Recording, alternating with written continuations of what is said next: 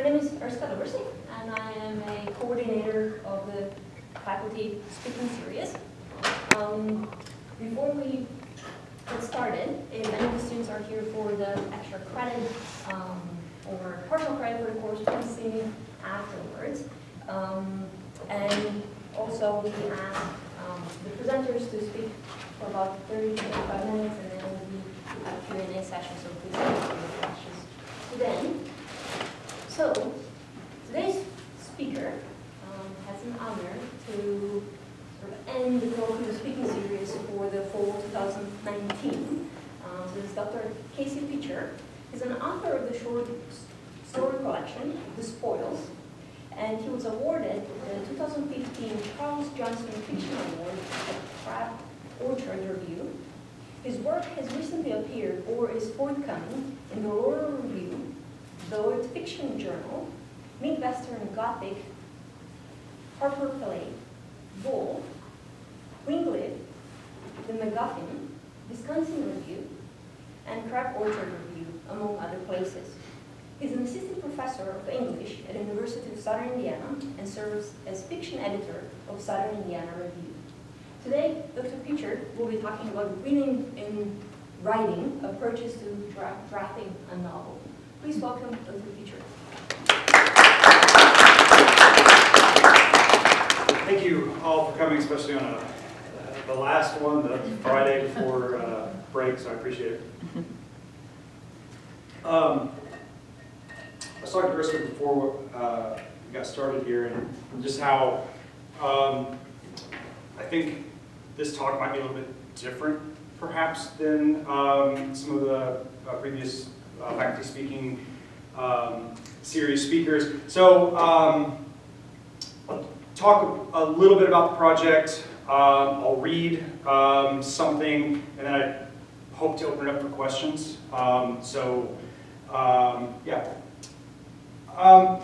Writing a novel is a years-long, messy experience. Even talking about a work in progress, I think, is dangerous. In fact, I'm breaking all kinds of writer protocol by even being here today to talk about a project that is so early in the stages.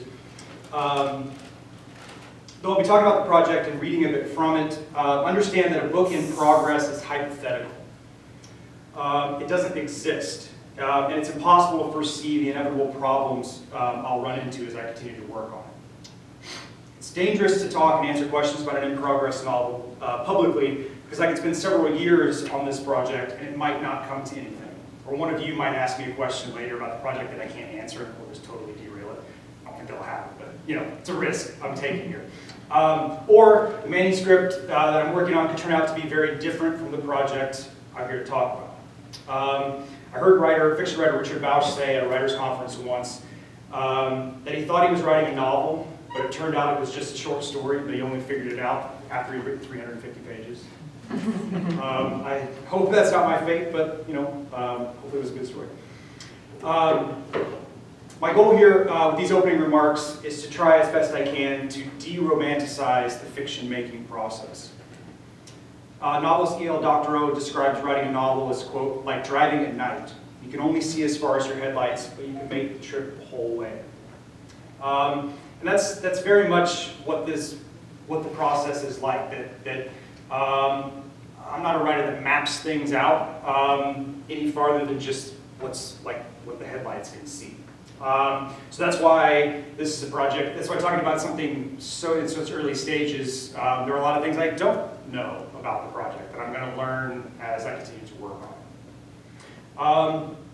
The writing of serious literary fiction is hesitant, uncertain, recursive, and often agonizing. It is fun too, but it's agonizing. But that's just simply how fiction gets made. There's no magic formula for how to do this. Unless you guys know of one, you can let me know.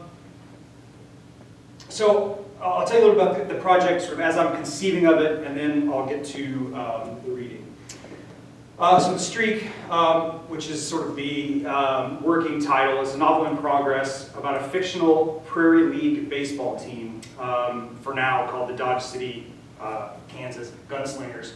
that prior to the beginning of the novel, inexplicably go undefeated over the course of the season, and then after the season, a sort of Disney-fied, based on a true story movie has been made about their streak.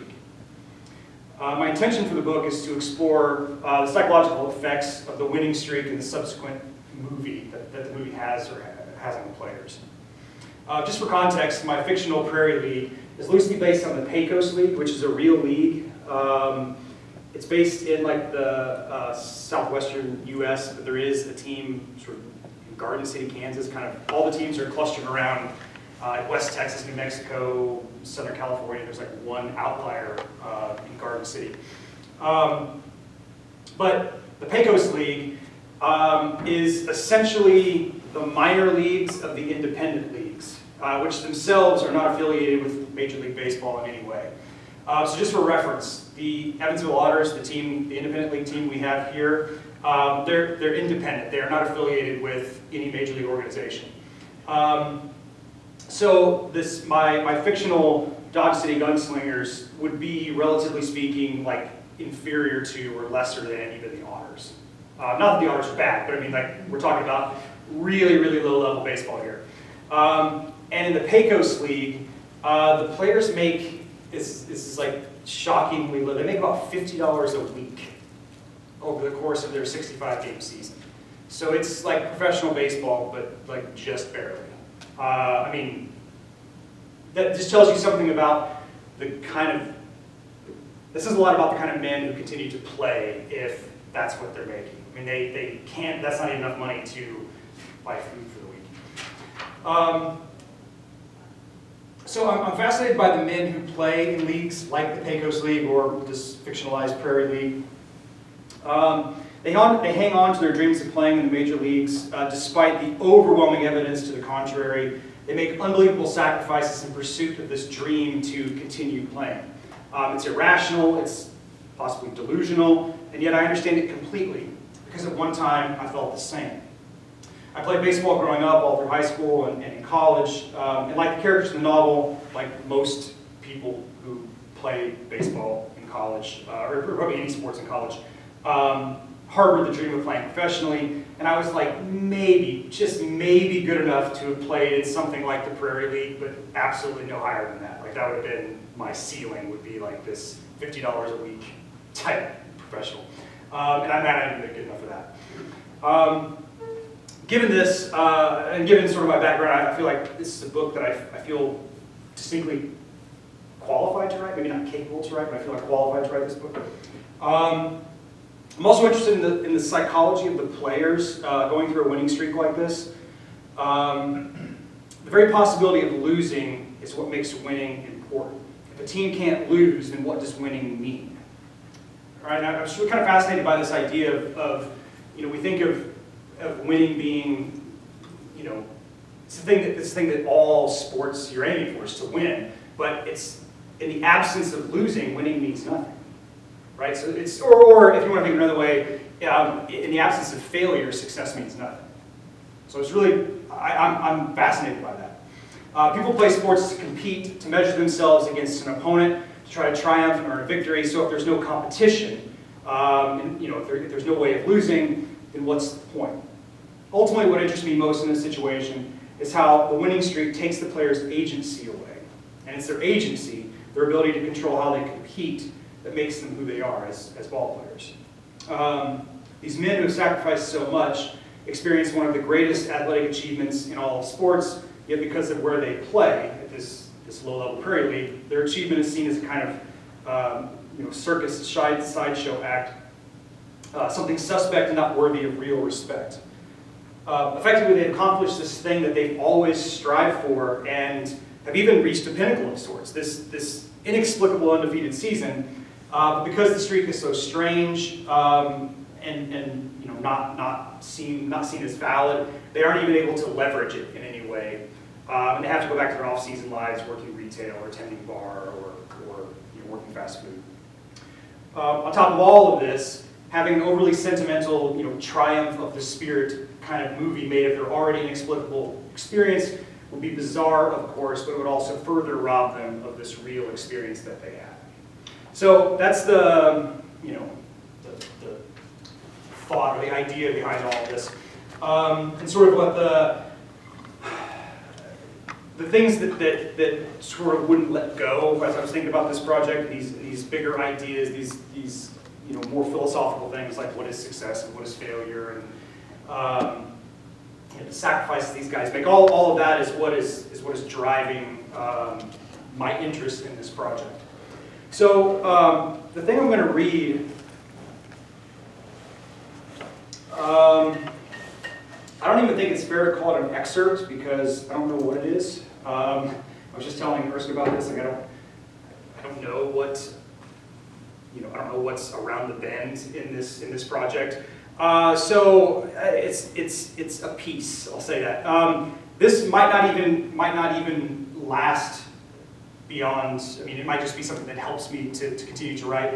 If anything, it could perhaps. I don't think it would work as necessarily a prologue for this hypothetical book, but I think it's a prologue in the sense of it sort of lays some groundwork for where I am in the project. It was something that I probably needed to write in order to move forward. So it's about a 10-page excerpt, or again, I shouldn't use that word. It's a 10-page piece. There's one thing at the end. I'll probably pause before I get to it, just to kind of just a tiny bit of context. But everything else should make perfect sense. I hope. I shouldn't say that. Everything makes sense to me. We'll see. So we got these opening pages here.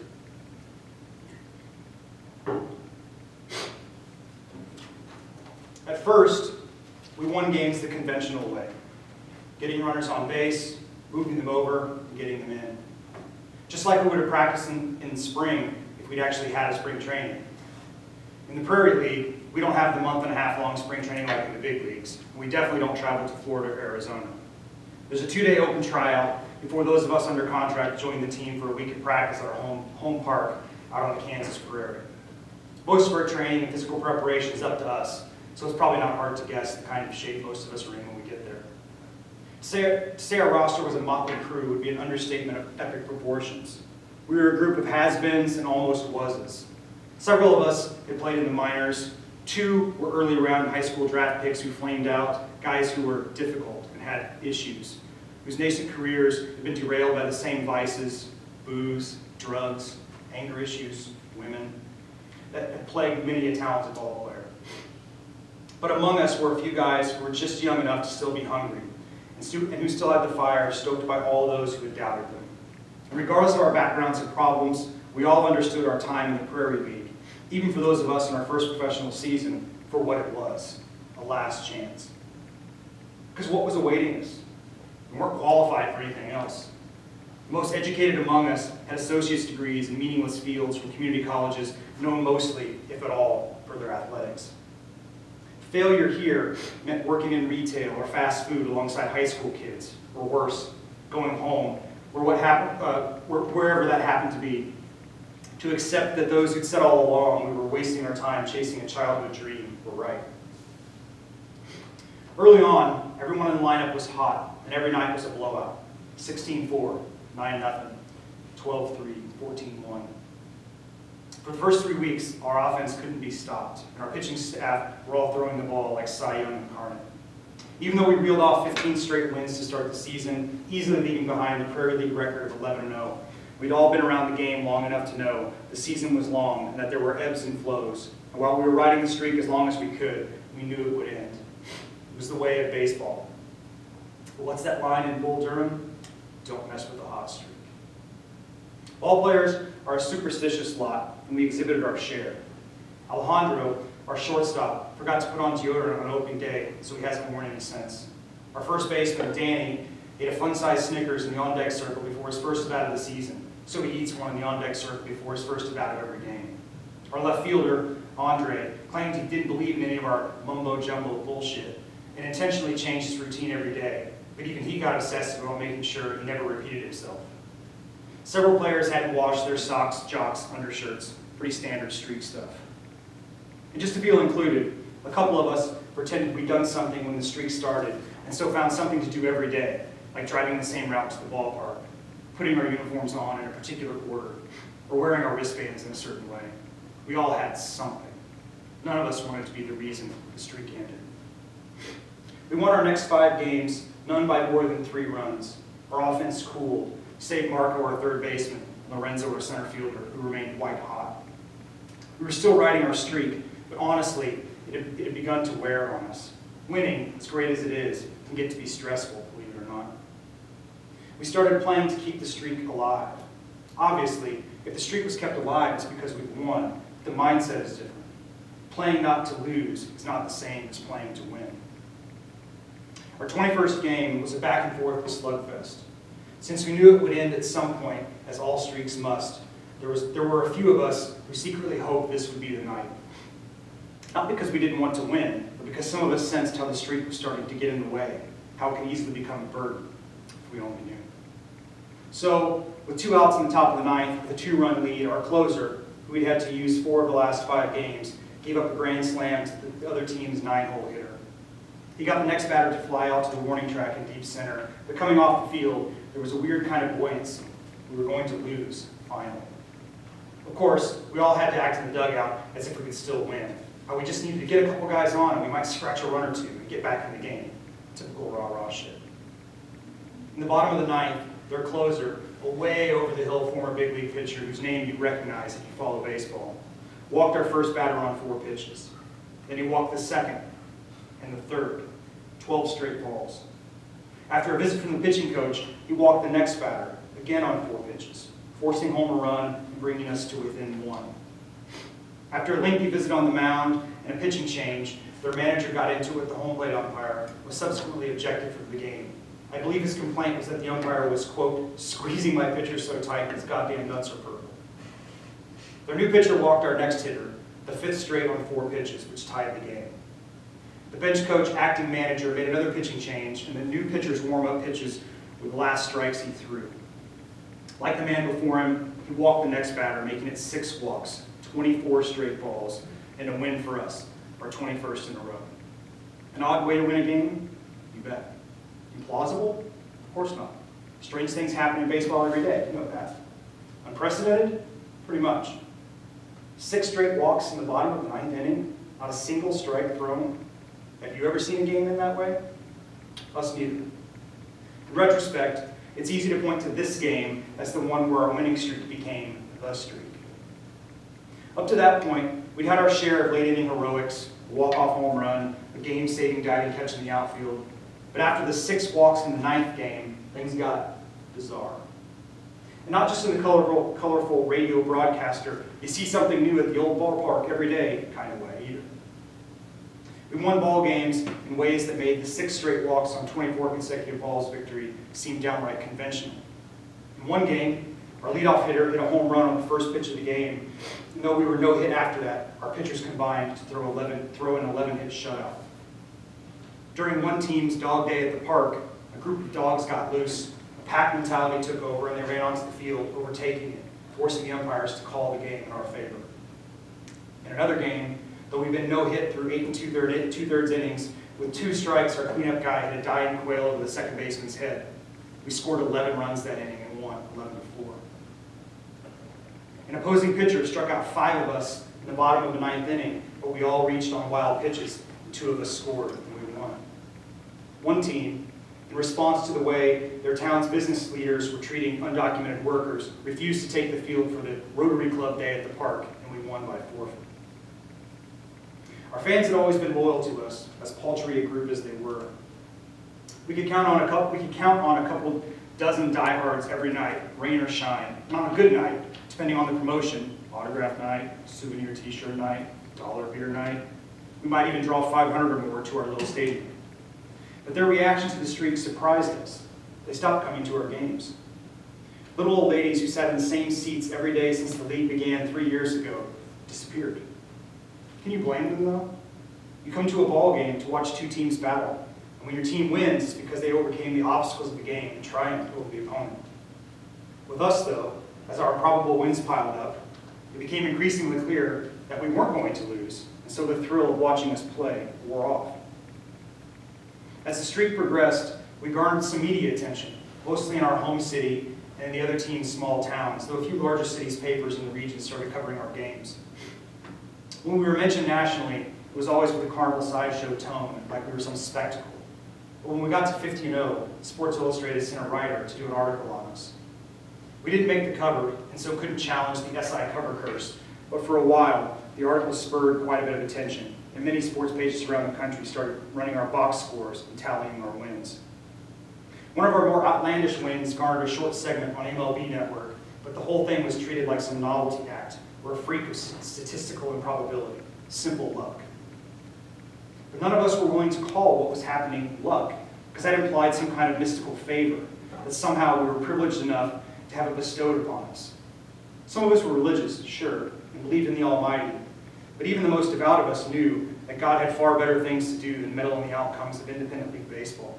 And if he didn't, maybe he's not the kind of God any of us wanted running things. So if it wasn't luck, what was it? We didn't understand it either, but that didn't make it any less real. The end of the SI piece tried to sum it up. Ted Williams once said, "Baseball gives every boy a chance to excel, not just be as good as someone else, but to be better." This bunch of self-described has-beens and almost wases, baseball's version of the island of misfit toys, with their off-the-sporting goods store rack equipment and ill-laundered uniforms, have exceeded Williams' call in ways even he couldn't have imagined. What they are doing defies logic, statistical probability, sometimes seemingly even the laws of physics. And why not? In no other sport but baseball is there space for real magic, for the mystical, the transcendent, to take hold of us in the very game itself. In the midst of all this, began acting weird. That's understandable, isn't it? We couldn't lose. We're not talking confidence here, feeling like we could win every day. All athletes need that. No, this was something else entirely. We had players showing up hungover, drunk even. Players started batting wrong-handed, playing out of position or different positions entirely. Pitchers catching, catchers pitching, it didn't matter. It was as absurd as you can imagine. Even when our two best players, Marco and Lorenzo, bona fide studs each, were plucked away by two last-place big league teams in what had to be a kind of PR stunt, we won, and won, and won. We kept right on winning. It even affected our opponents. At first, every team we played wanted to be the one to stop the streak. But when it became clear that wasn't going to happen, they started using our games as experiments against the traditional structures of the game. They tried out unconventional defensive shifts, used different pitching rotation strategies like throwing a new pitcher every inning, shuffled batting orders to try to maximize run scoring, tested different hitting philosophies like swinging more frequently or taking more pitches. Of course, none of it worked. We still kept winning. But the data they gained must have been worth something. Rumor was a couple of big league clubs even sent folks from their analytics department to work with one of our opponents to gather data. Of all the effects of the streak, perhaps the worst has been on our manager, Clyde, a baseball lifer as grizzled and gnarly as they come. He'd been a journeyman backup catcher, playing parts of 7 seasons in the big leagues, logging only a little over 100 at-bats. He toiled in the minor leagues until his late 30s and managed for nearly a dozen clubs at every level, and he expected the same of us way down here in the Prairie League as he did the prospects he managed in the real minor leagues. He was well respected as a teacher of the game and for his ability to take boys and make men of them, likely his most lasting impact. But the streak, it undercut all of that. For all of his years managing, from the first pitch on, he posted himself at the mouth of the dugout, 1 foot on the top step, elbows folded across his knee, completely invested in every pitch, managing as if the game were a long chess match, planning possible moves several innings in advance, leaving his perch only long enough between innings to take a piss, refill his coffee, replenish his plug of tobacco, or if necessary, storm onto the field to give a lazy umpire a piece of his mind. But as the season progressed, we might not see him until minutes before the first pitch, if not later. Most nights, our assistant coach steps in to fill out the lineup card, as if it matters, and exchange it with the opposing manager. In what is obviously his most successful season in all his years of baseball, Clyde lost control over us, over the game. Or maybe, like the rest of us, it's that he'd given control over to the streak. The media attention died down a few weeks ago when a long-suffering major league organization captivated the nation with an unbelievable late summer rise in the standings. Our local twice-weekly paper's coverage had cooled too, what with the school board elections coming and the scandal surrounding our bachelor mayor's alleged use of city funds at a strip club in Topeka during the state's mayoral convention last spring. So even as we approach our final series, a mere 3 wins away from what has to be the single most incredible feat in the history of sports. An odd thing has happened the last few days. Players are showing up early, taking extra batting practice, getting extra work in on the field. No one is jacking around before the game. And during, we're all acting as serious as we think we should. We've taken to pretending that we need to play hard in order to win, to believe that this streak is entirely of our making, that the inevitability of our season has inoculated us against that. Nothing we can do now will give us back what the streak has taken. There's something else, too. Even after likely the most successful season in the history of sports, what will be the reward? An invitation to come back next year? To keep riding a rickety bus for 8, 10, 12 hours to play on some dusty, unkempt field in front of a couple dozen people? Maybe, for the very best of us, a roster spot on some Class A affiliate? It's been a kind of slow realization creeping through our cramped clubhouse. We've been so focused on not failing, we've neglected to see that success at this level doesn't mean much more. So here we are. Here's a little bit that it fits here. It won't fit in a large project, but you'll see why. Maybe, when this is all said and done, after we've all been replaced by the next batch of guys who are still futilely clinging to their dreams, Disney will option this story. And after scrubbing it clean, it'll be made into an inspired by real events kind of triumph of the underdog movie. A group of washed-up ball players getting one last shot at greatness. Clyde's character will be a vehicle for an actor everyone has forgotten about, and it'll give his career a second life. The rest of us will be played by those nameless actors whose faces you recognize. And one of us will be played by a young heartthrob actor whose scenes will have to be creatively edited because he can neither properly throw a ball nor swing a bat, but damn does he look good in the uniform and eye black. Maybe they'll change the ending and we'll lose, but in our defeat, we'll gain some larger understanding of ourselves. And it's not the destination, but the journey that matters, kind of thing. Yeah, you'll watch that movie. Thank you.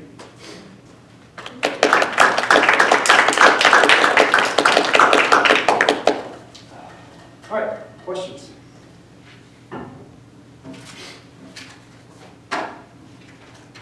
You really can't ask a question. I know I said at the beginning that derail the project, but you can't ask questions. I'll just make a note that if it's derailed, I'll note whose fault it was. Yeah. The psychological impact, does it come more from them having such a large winning streak, or that they're having a movie made out of their lives? I don't know. I think that I'm interested in both, right? I'm interested in so, as I said before, I'm really early in the project, but and kind of what I'm figuring out, I think, is the shape of the project and where the story begins. And the reason I mentioned that this might be sort of prologue-ish is that I think the book's going to start after the season has happened. And that's me maybe kind of cheating in a way to not have to deal with the weirdness of the streak. I can just say it happened. And there we go. I don't have to explain it. But what it will be, though, is the effects of this long winning streak and then having it kind of like not have nothing, like it doesn't mean anything. It's kind of like just an empty accomplishment. And then with the movie being made, we've got this. It's as I said, I think before that they're having their experience like co-opted and taken from the beginning. So not only is the experience bizarre and strange and hard to understand, now they get to see a version of it that's not even them on TV. So I don't know.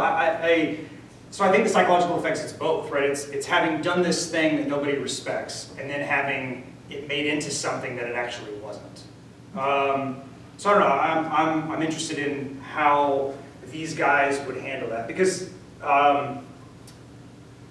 I don't want to speak ill of ball players. As a ball player, so I feel like I can do this.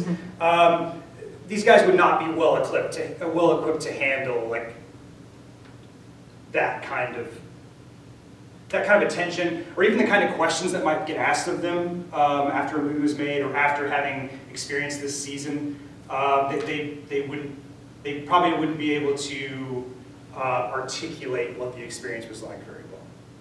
I don't money to new ball players, but I think generally, guys, to be as good, here's the strange thing too.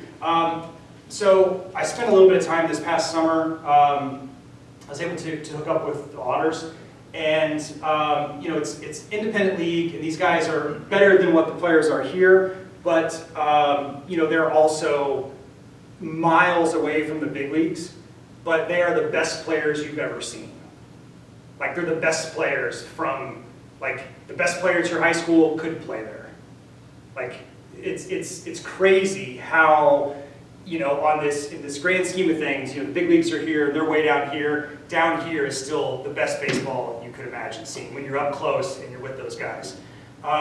So to come back to this, to be that good, like, you know, they're generally not super thoughtful people because they've got to focus on being the best baseball players they can be.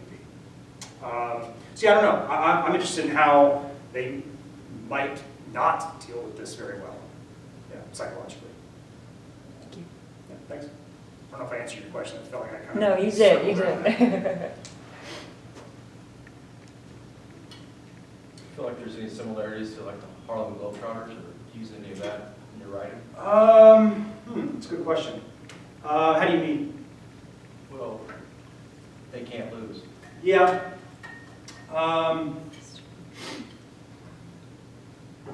Yeah, I don't know. I mean,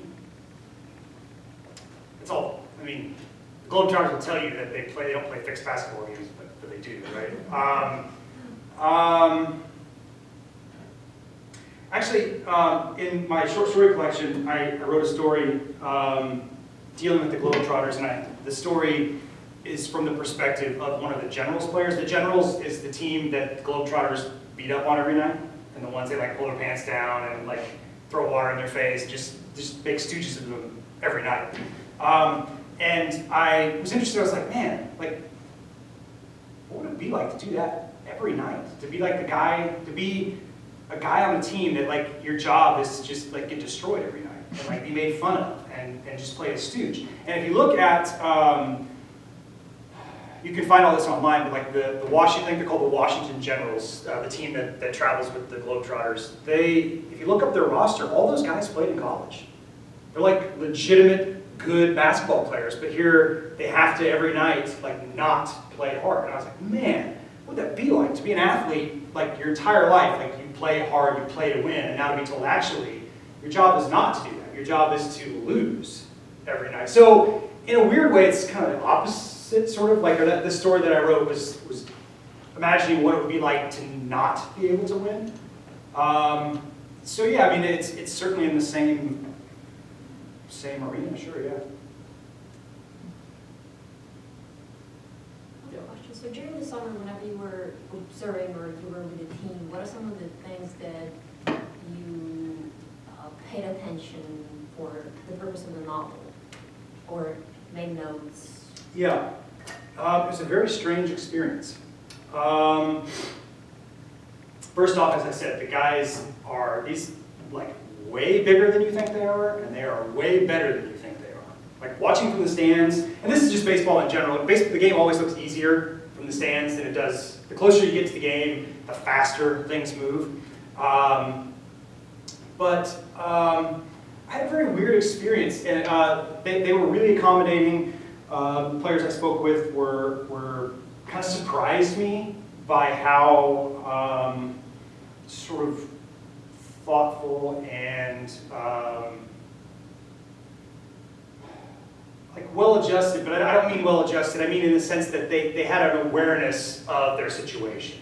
Like most of them knew, like, this is probably it for me, but I'm gonna keep going. I talked to one guy and he had like a master's degree in criminal justice or something. I was like, wow, I didn't expect that at all. And he's like, yeah, if this doesn't work out, I'll probably go to law school. Wow, cool. I just didn't expect that at all. And he just had a very kind of like, a couple of them just had really sort of much more mature, that's the word I'm looking for, a much more mature view of the situation than I expected. But the most surprising thing though was how out of place I felt.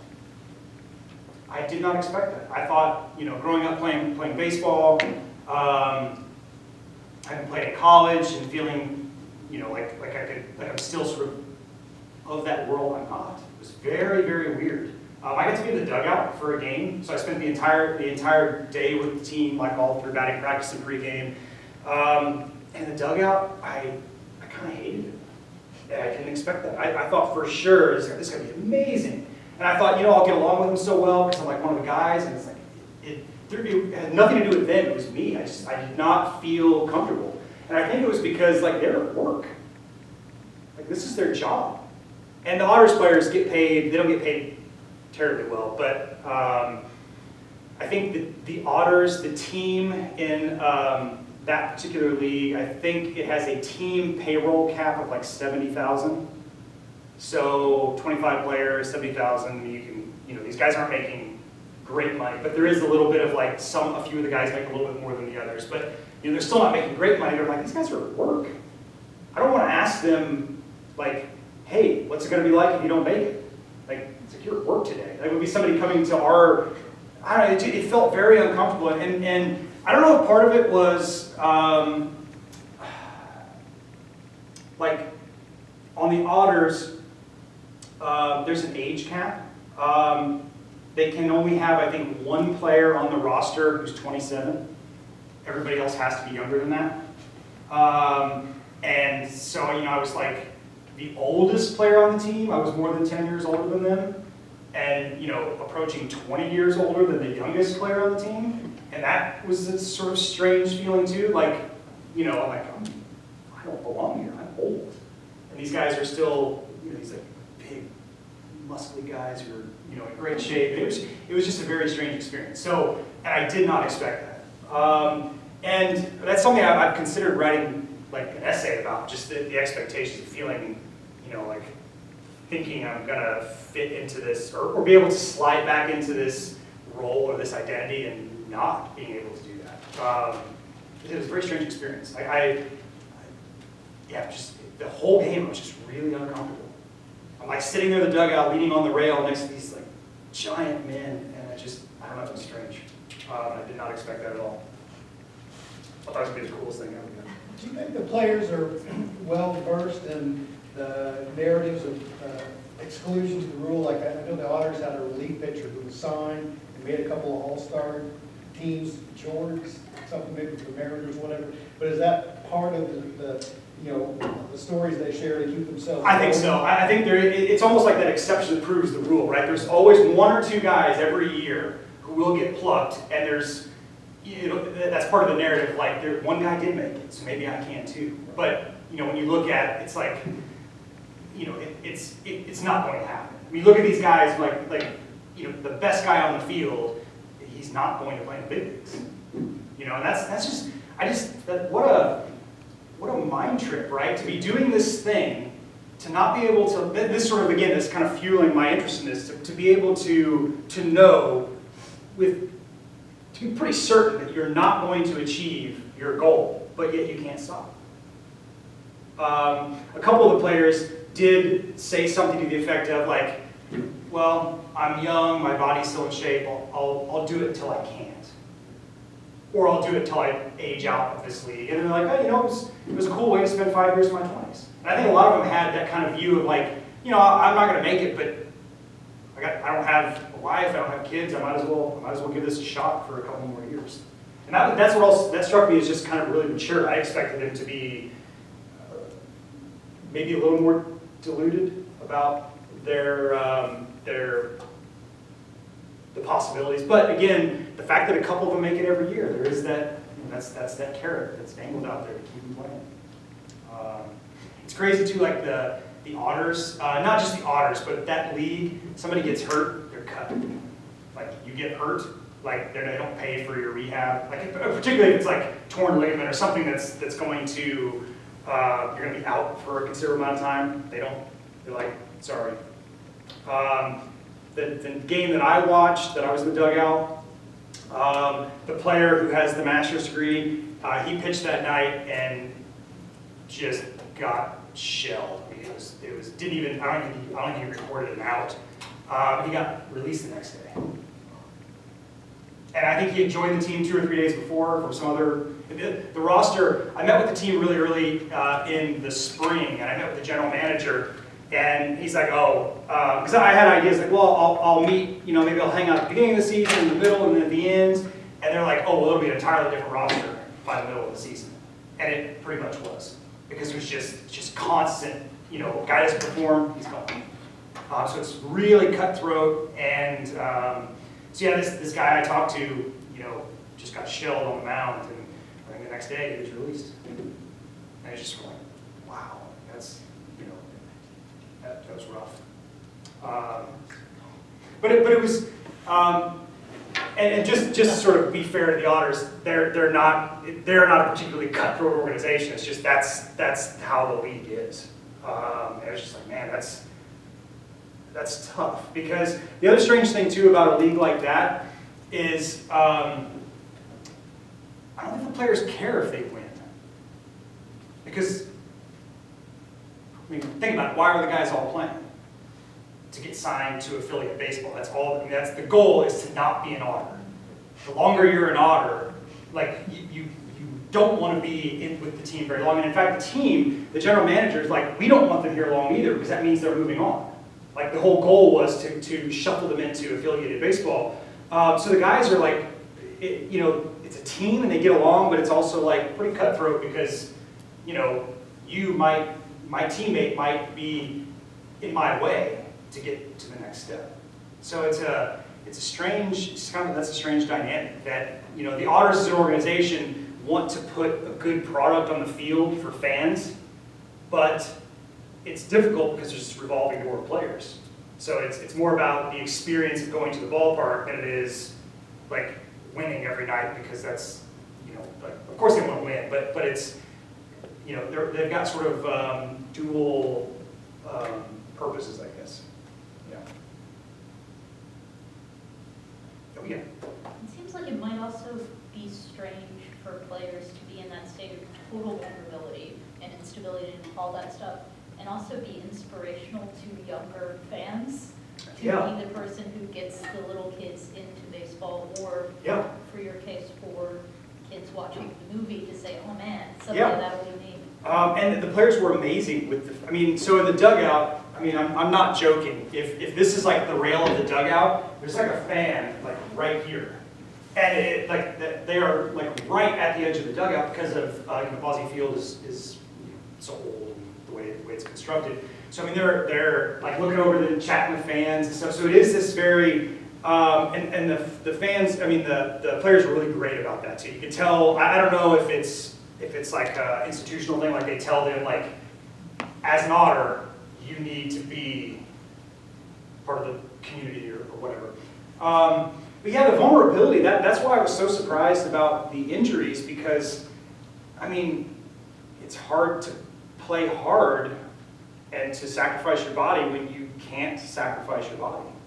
When you're like, if I go all out, I might get hurt, and if I get hurt, I don't have a job. That's incredibly vulnerable. Yeah, so I don't know. That's all the stuff that I think is really interesting about these particular players. There's no safety net. I think in my book, I think I would make the players a little more desperate, a little, less education, less ability to say, okay, well, I can walk away from this and probably get a decent job and all that kind of stuff. But just in general, that's what fascinates me about this particular kind of player. Because in the affiliated leagues, there's insurance, and if they get hurt, they get an opportunity to rehab. It's not just sort of like, well, sorry you tore that ligament in your knee. Good luck. These guys, most of them, probably they can't afford like regular insurance. So, it's just like, my God, and yet they got to go out there. And I think the other issue too is, particularly the pitchers, I think that they're tentative to say anything's wrong, like with their arm, because they're done. Let me cut. And that's not good. That's not healthy, obviously. So, other questions? Yes, I have a question. Could you walk us a little bit through the process of writing a novel? I know that's probably That's all right. a huge question, but in the short, As I was saying, I think it's, I don't plan things out. I don't map, I don't outline or anything like that. I think some writers can. I think more like commercial writers can probably lean on an outline more so, but I think, if you're trying to make sort of literary art, I think that the issue with planning or mapping something out is that you will then like try to wrestle the story into the container that you've artificially decided it's going to be. That's not how art gets made. At least I don't think so. When I was in grad school, I had a novelist came through as a visiting writer, and we did like he was there for a month, and we each got like one-on-one tutorials with him. And he could be, he could be totally making this up, but the metaphor works. He said that when, I don't have anybody here who is, this is their specialty, but he said like when NASA sends something to space, they don't just like shoot the rocket off and have it land wherever it lands. That they do this thing called vectoring. Again, I have not checked up on this. He could be just totally making this up, but it works. So he said that vectoring, they will calculate something, they will get to this place, and then recalculate, go on. Get to the next vector, recalculate, recalibrate, and get to the next one. So he talked about how a strategy for writing a longer work is this vectoring idea. Say, okay, I don't know where the novel's going in the end, but I've got this first main plot point idea.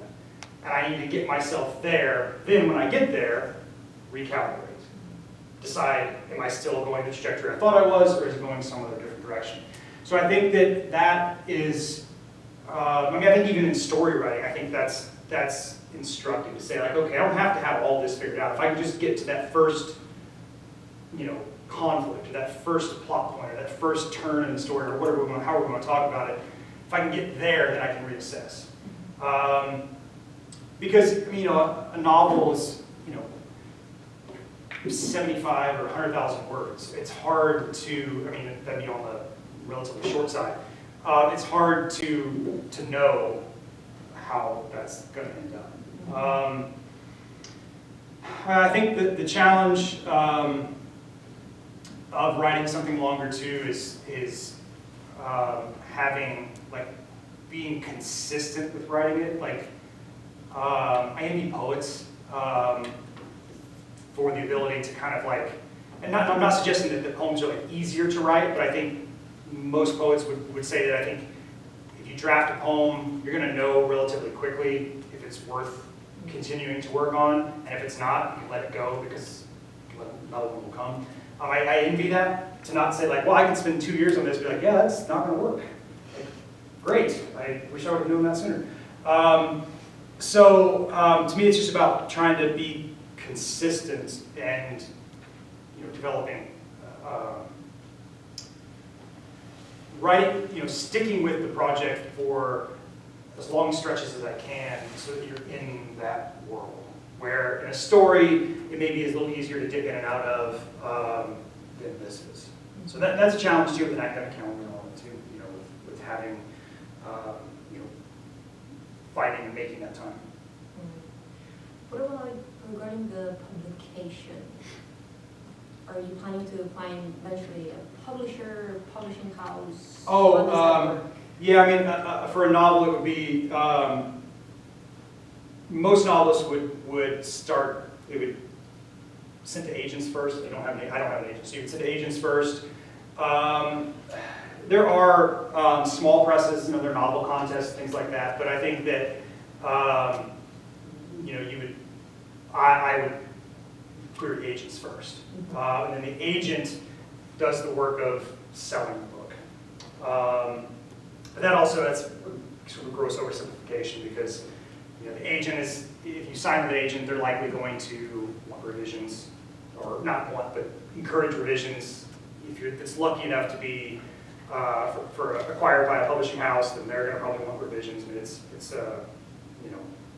I think a lot of times, and when we have visiting writers come in, this is something that you can ask them, particularly novelists.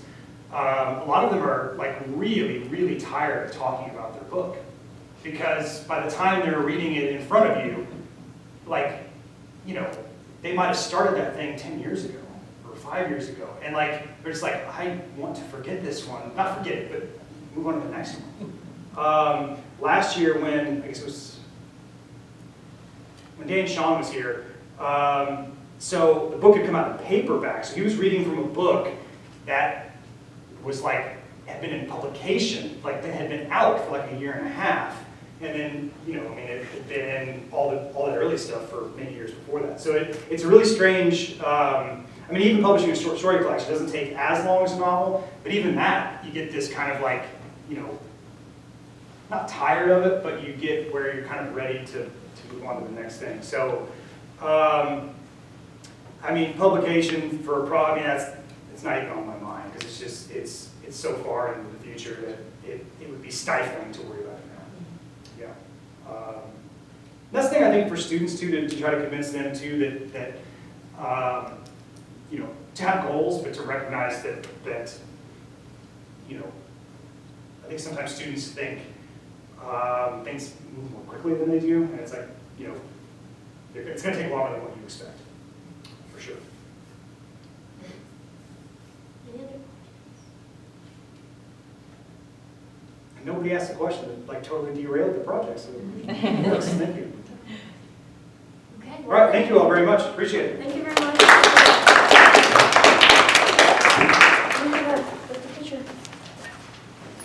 Certificate of appreciation. Oh, thank Thank you. you very much for Thanks. your sharing your expertise with us. Appreciate it. it. Happy Thank to do you. it. Thanks. Thank you. Thank you all for coming. Appreciate you for being here. We already had a schedule for next semester, and I'll be sending out the email. Again, thank you for being here. Appreciate it.